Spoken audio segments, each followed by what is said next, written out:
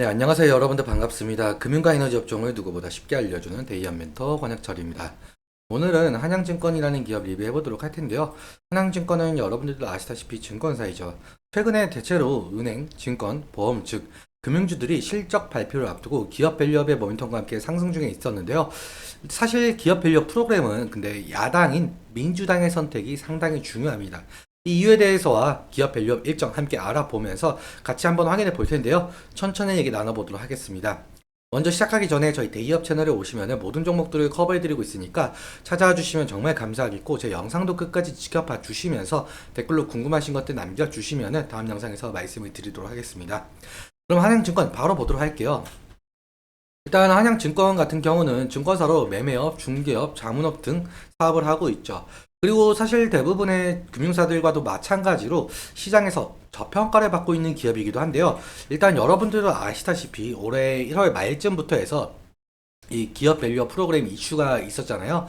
주요 내용을 좀 짤막하게 살펴보자면, 상장사의 주요 투자 지표를 활용해서 시가총액, 업종별로 비교 공시하고 상장사들에게 기업가치 개선 계획을 공표하도록 권고하고, 기업가치 개선 우수 기업 등으로 구성된 지수 개발 및 상장지수 펀드를 도입하겠다는 내용이었는데요. 이 취지 자체가 저평가되어 있는 기업을 가치 개선을 시킨다는 정책이었죠. 세부 내용 같은 경우는 2월에 발표가 되었었는데, 사실 발표가 되자마자 실망이 큰 부분이 있었습니다. 그렇다면 이 실망이 큰 부분, 좀 세부 내용 함께 살펴보도록 할게요. 이 구체적 방안이 2월 26일에 발표가 되었었는데, 이때 1차 세미나를 열면서 금융위는 기업 밸류업 지원 방안, 즉 한국 증시 저평가 해소를 위해서 7월부터 상장사들에게 기업 가치 재고 계획을 스스로 공시하도록 하겠다라고 밝혔었는데요. 다음 달인 5월에 2차 세미나를 열면서 이 6월 중으로 최종 가이드라인을 확정시킨다라고 했죠. 공개된 방안에 따르면은 약 1,600개에 달하고 있는 전체 코스피, 코스닥 상장사는 기업가치 재고 계획을 스스로 수립하고 연 1회 자율 공시하도록 하게끔 만들겠다라는 건데요. 기업가치 개선 계획에는 총 6단계로 진행이 된다라고 한답니다. 먼저 현황 진단, 그리고 목표 설정, 그리고 계획 수립, 그리고 이행, 평가, 소통, 이 6단계에 대한 내용이 담겨져 있었습니다.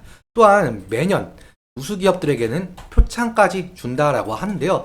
그런데 사실상 기업들 공시 같은 경우는 이 하반기부터, 그리고 실제 지수 개발은 3분기에 완료가 되고, 공시 인센티브 같은 내용은 내년부터라는 내용 때문에 실제 시행 시기까지는 너무나 긴 시간이 필요하다라는 평가를 받으면서 기업 밸류업이 기대에 미치지 못한다라는 말이 나왔었죠. 그래서 기업 밸류업 프로그램으로 상승했었던 저평가 종목들이 실망 매물을 상당히 뱉어냈었는데요. 그런데 며칠 전 이 최상목 기재부 장관께서 이 미국 워싱턴 기자 간담회에서 말씀을 해주신 게 있는데, 이 기업 밸류업 프로그램이 변함없이 추진한다라고 밝히면서 현재 저평가 종목들이 어느 정도 상승을 보여주고 있죠. 그리고 이틀 전 오후에 기업 밸류업 자율 공시를 하반기에서 5월로 앞당긴다라고 하는데요. 그러면서 기업 밸류업 정책에 좀 속도를 내려고 하는 것 같습니다.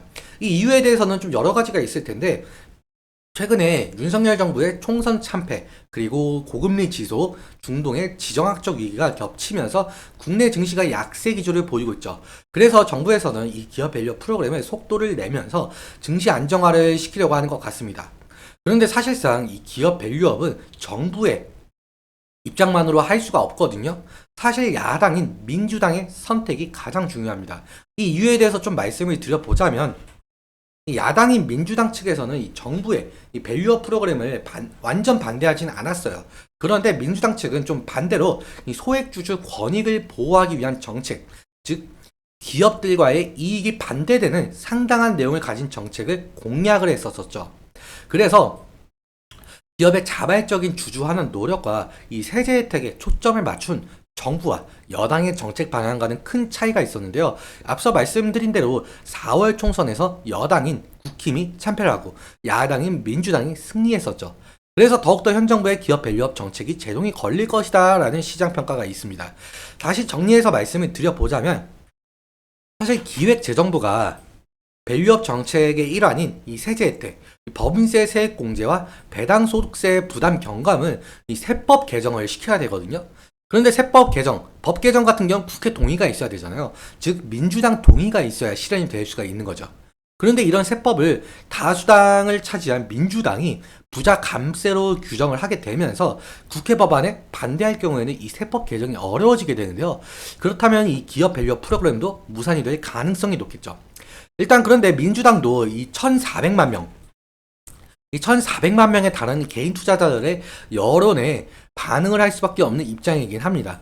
그래서 사실상 민주당과 정부의 정책적 합의가 이루어질지, 그리고 실제로 기업 밸류업 정책이 실현이 될지는 아직 미지수다라는 말씀을 드리고 싶습니다. 그래서 이 부분은 좀 지속적으로 체크해 나가면서 대응을 해야 될 이슈로 보이고 있고요. 그러면 마지막으로 차트 보면서 설명해 보도록 할게요.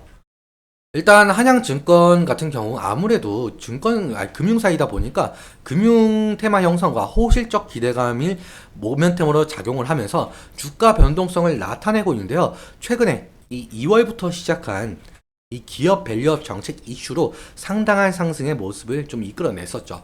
그런데 앞서 말씀드렸다시피 2월 26일 이 세부 내용이 발표가 되고 나서 기대에 미치지 못한다는 평가 때문에 좀 실망 매물이 쏟아져 냈는데요. 아무튼 지지라인 같은 경우 제가 미리 선을 좀 그어놨습니다. 이제 1분기 실적 발표 얼마 남지 않았죠.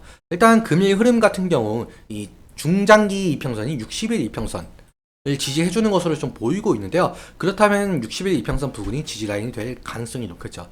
그래서 1분기 양호한 실적 전망을 바탕으로 이 60일 이평선을 좀 지지해주면서 상승을 하게 된다면 상당한 상승을 이끌어낼 수가 있을 것 같은데요. 근데 하지만 만약에 1분기 실적이 안 좋게 나오거나 기업 밸류업 정책이 무산이 된다라고 한다면 실망 매물이 한 차례 쏟아지면서 지지라인을 이탈할 가능성도 있겠죠. 그렇다면 지지라인 이탈 시에는 리스크적인 관리는 필요할 수 있을 것 같습니다. 그리고 사실상 기업 밸류업 정책이 야당의 반대를 무릅쓰고 시행이 될지는 아직 모르겠지만 만약에 기업 밸류업 정책이 성공적으로 시행이 된다라고 한다면 현재 저평가를 받고 있는 금융, 즉 증권, 은행, 보험이 대마를 형성하면서 지속적인 상승을 일으킬지 좀 지켜봐야 될 것 같습니다.